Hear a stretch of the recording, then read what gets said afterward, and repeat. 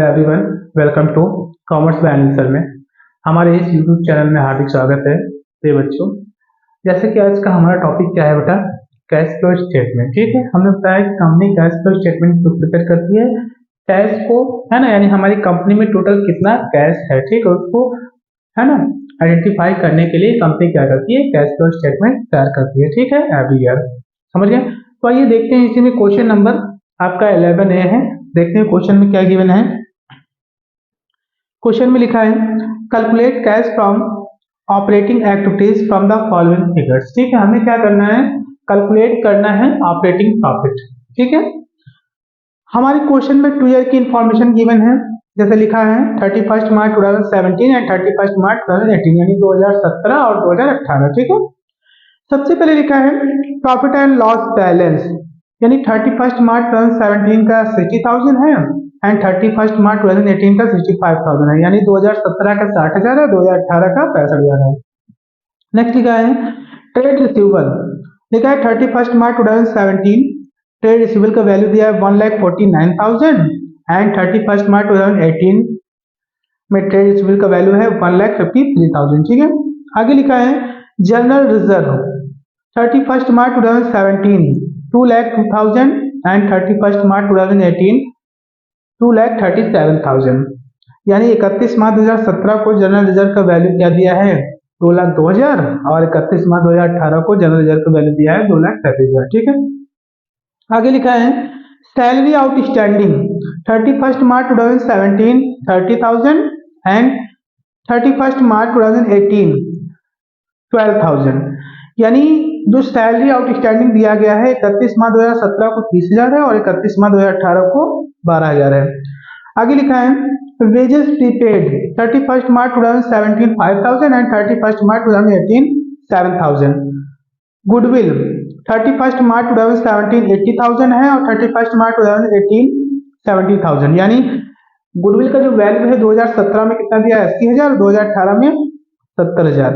आगे लिखा है cash and cash balance 31 March 2017 40,000 and 31 मार्च 2018 30,000। ठीक है, यानी 31 मार्च 2017 का जो कैश का बैलेंस वो कितना है 40,000 है और 31 मार्च 2018 का कैश का बैलेंस कितना है बेटा 30,000 है। ठीक है, तो हमें क्या प्रिपेयर करना है, cash flow from operating activities. Question number 11A। ठीक है, हमने क्या किया, अपना प्रोफार्मा तैयार कर रखा है। ठीक है, हमारा प्रोफार्मा क्या बेटा, हमें क्या कैलकुलेट करना है, cash flow from operating activities. ठीक है, फॉर द एंडिंग ईयर, यानी हम किस ईयर का कैश फ्लो स्टेटमेंट बनाने जा रहे हैं, है ना, ऑपरेटिंग प्रॉफिट किस ईयर का बनाने जा रहे हैं, तो लिखा है 31 मार्च 2017 एंड 31 मार्च 2018। ठीक है, तो हम क्या करते हैं, करंट ईयर का ही कैश फ्लो ऑपरेटिंग तैयार करते हैं। ठीक है, तो हम यहाँ पे क्या लिखेंगे 31 मार्च, क्या लिखेंगे बेटा 31 मार्च 2018, राइट।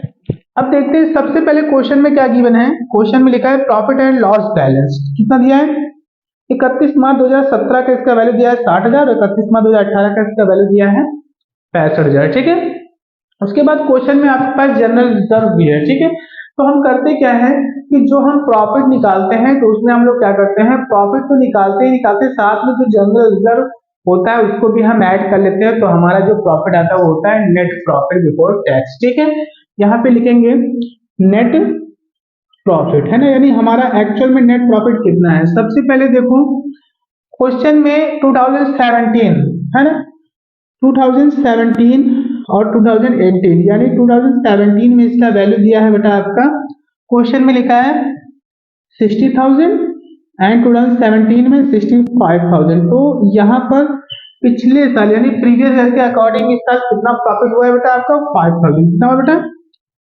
5,000। क्लियर। उसके बाद क्वेश्चन में गिवन है जनरल रिजर्व 2017 एंड 2018, तो यहाँ पर देखो जनरल रिजर्व क्या लिखा है, जनरल रिजर्व 2017 का कितना है और 2018, यानी 2017 में जनरल रिजर्व दिया है 2,02,000 और 2018 में दिया है 2,37,000। तो यहाँ पर प्रीवियस ईयर के अकॉर्डिंग इस ईयर यानी करंट ईयर में कितना जनरल रिजर्व क्रिएट हुआ है बेटा, कितना क्रिएट हुआ है 35,000 कितना क्रिएट हुआ 35,000। तो हम क्या करेंगे इस वाले 35,000 को इस वाले में ऐड कर देंगे तो हमारा जो टोटल प्रॉफिट आएगा वो कितना आ जाएगा बेटा आपका, यहाँ पर जो हमारा नेट प्रॉफिट आ जाएगा वो आ जाएगा 40,000। ठीक है, कितना आ जाएगा 40,000। ठीक है, तो ये हमारा जो प्रॉफिट होगा ये क्या होगा बेटा, यहाँ लिखेंगे नेट प्रॉफिट बिफोर टैक्स। कितना है प्रॉफिट आपका, क्वेश्चन में लिखा है जो हमारा प्रॉफिट है 40,000। कितना है बेटा 40,000। क्लियर। उसके बाद आगे लिखा है ट्रेड रिसीवेबल 31 मार्च 2017 में लिखा है 1,49,000 एंड 31 मार्च 2018 में 1,53,000। यानी जो ट्रेड रिसीवेबल है उसका वैल्यू 2017 यानी 31 मार्च 2017 में 1,49,000 है और 31 मार्च 2018 को इसका वैल्यू कितना दिया है 1,53,000। ठीक है, तो हमने आपको बताया था कि जब कभी हम लोग क्या करेंगे बेटा, जो करंट एसेट्स होता है करंट लायबिलिटी होता है उसको हम कहाँ दिखाते हैं, वर्किंग कैपिटल चेन में दिखाते हैं। ठीक है, तो अभी यहाँ पर हम क्या करेंगे, सबसे पहले हम क्या दिखाएंगे, एडजस्टमेंट दिखाएंगे। क्या दिखाएंगे, एडजस्टमेंट दिखाएंगे। तो हम पहले आइडेंटिफाई कर लेते हैं कि हमारे एडजस्टमेंट नॉन कैश या नॉन कैश आइटम कौन कौन से हैं, पहले उनको दिखाएंगे। ठीक है, तो हम क्या लिखेंगे, यहाँ पे लिखेंगे एडजस्टमेंट फॉर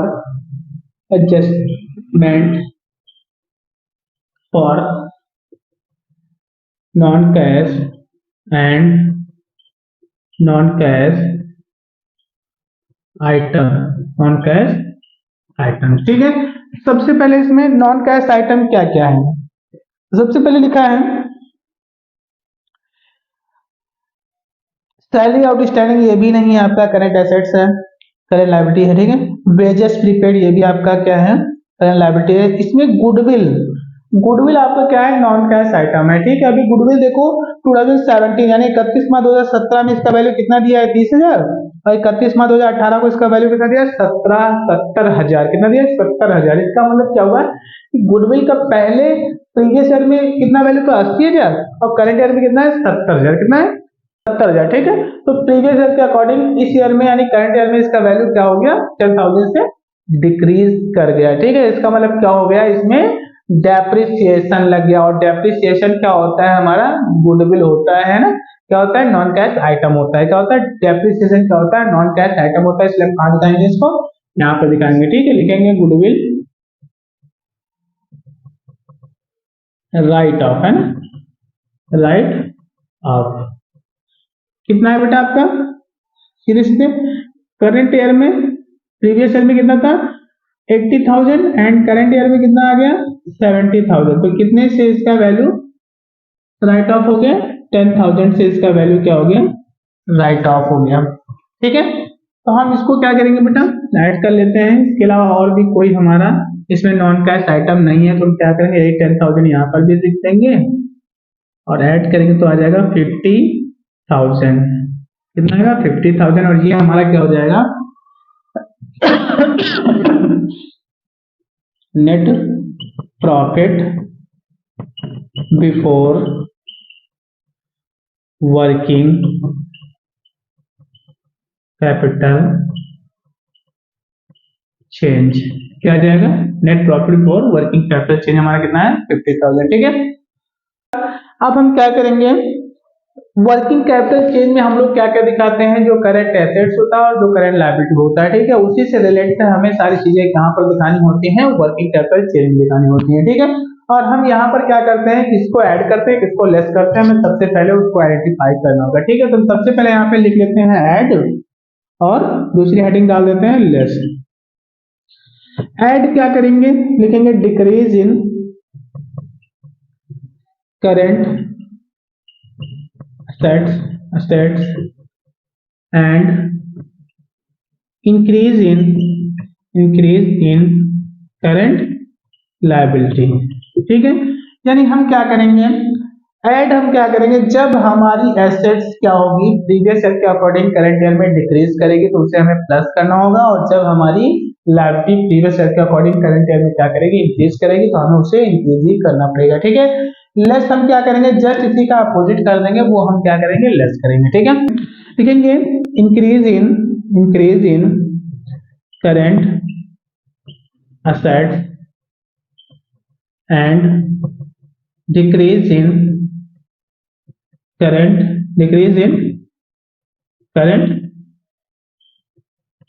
लायबिलिटी। लेस हम क्या करेंगे बेटा, जब हमारी करंट एसेट्स क्या करेगी, प्रीवियस ईयर के अकॉर्डिंग करंट ईयर में क्या करेगी, इंक्रीज करेगी, तो उसे हमें क्या करना होगा, लेस करना होगा। और अगर आपकी करंट लायबिलिटी क्या करेगी, प्रीवियस ईयर के अकॉर्डिंग करंट ईयर में क्या होगी, उसका वैल्यू अगर डिक्रीज करेगा या कम होगा तो हम उसको क्या करेंगे, माइनस करेंगे। ठीक है, समझ गए।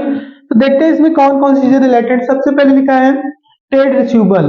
तो ट्रेड रिसीवेबल क्या होता है बेटा, हमने आपको बताया कि ये आपकी क्या होती है, करंट एसेट्स होती है। क्या होती है, करंट एसेट्स होती है। ठीक है, अभी करंट एसेट्स का वैल्यू 31 मार्च 2017 में 1,49,000 है और 31 मार्च 2018 में इसका वैल्यू दिया 1,53,000, यानी 31 मार्च 2017 को इसका जो वैल्यू है कितना है, 1,49,000 है और 31 मार्च 2018 को इसका वैल्यू कितना है, 1,53,000। इसका मतलब क्या हुआ कि जो ट्रेड रिसीवेबल है ये हमारी एसेट्स है और इसका वैल्यू प्रीवियस ईयर के अकॉर्डिंग करंट ईयर में क्या हो रहा है, इंक्रीज कर रहा है। तो जब इंक्रीज करेगा तो कहां दिखाएंगे बेटा, लेस में दिखाएंगे। ठीक है, तो यहां लिखेंगे ट्रेड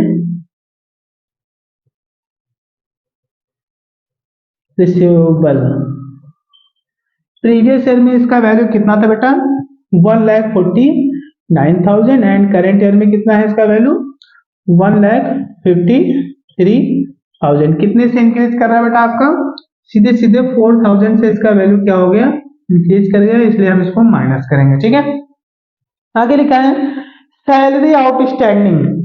सैलरी है वो हमारा क्या है, करंट लायबिलिटी है और करंट लायबिलिटी का वैल्यू क्या हो रहा है, प्रीवियस ईयर के अकॉर्डिंग करंट ईयर में क्या कर रहा है, डिक्रीज कर रहा है। क्या कर रहा है, डिक्रीज कर रहा है। यानी 31 मार्च 2017 में आउटस्टैंडिंग सैलरी का वैल्यू कितना है, 30,000 है और 31 मार्च 2018 में इसका वैल्यू कितना है, 12,000। यानी 31 मार्च 2017 को सैलरी आउटस्टैंडिंग का वैल्यू है 30,000 और 31 मार्च 2018 में सैलरी आउटस्टैंडिंग का वैल्यू कितना है, 12,000। ठीक है, तो प्रीवियस ईयर के अकॉर्डिंग करंट ईयर में सैलरी आउटस्टैंडिंग का वैल्यू क्या हो रहा है, डिक्रीज कर रहा है। और हमें पता है कि ये हमारी क्या है, करंट लायबिलिटी है और जब करंट लायबिलिटी का वैल्यू क्या करेगा, डिक्रीज करेगा, तो हमें क्या करना होगा, उसको माइनस करना होगा। ठीक है, इसलिए हम इसको कहां दिखाएंगे, माइनस में दिखाएंगे। ठीक है, सैलरी आउटस्टैंडिंग करंट ईयर में इसका वैल्यू कितना है बेटा आपका, सैलरी आउटस्टैंडिंग का 30,000 एंड प्रीवियस ईयर में कितना है, 30,000 एंड करंट ईयर में कितना दिया है बेटा आपका, 12,000। ठीक है, तो इसमें इसका वैल्यू कितने से डिक्रीज कर रहा है, सीधे सीधे यहाँ पे लिखेंगे 18,000 से इसका वैल्यू क्या कर रहा है, डिक्रीज कर रहा है। किसका डिक्रीज कर रहा है, करंट लायबिलिटी का वैल्यू। ठीक है, आगे लिखा है वेजेस प्रीपेड। क्या लिखा है, वेजेस प्रीपेड। 31 मार्च 2017 में इसका वैल्यू दिया है, लिखा है 5,000 एंड 31 मार्च 2018 में इसका वैल्यू दिया है 7,000। यानी जो वेजेस प्रीपेड है, अभी ये प्रीपेड क्या होता है, हमारी करंट एसेट्स होता है। क्या होता है, करंट एसेट्स होता है। ठीक है, और जब कभी करंट एसेट्स यानी प्रीवियस ईयर के अकॉर्डिंग करंट ईयर में करंट एसेट्स का वैल्यू क्या करेगा, इंक्रीज करेगा, है ना।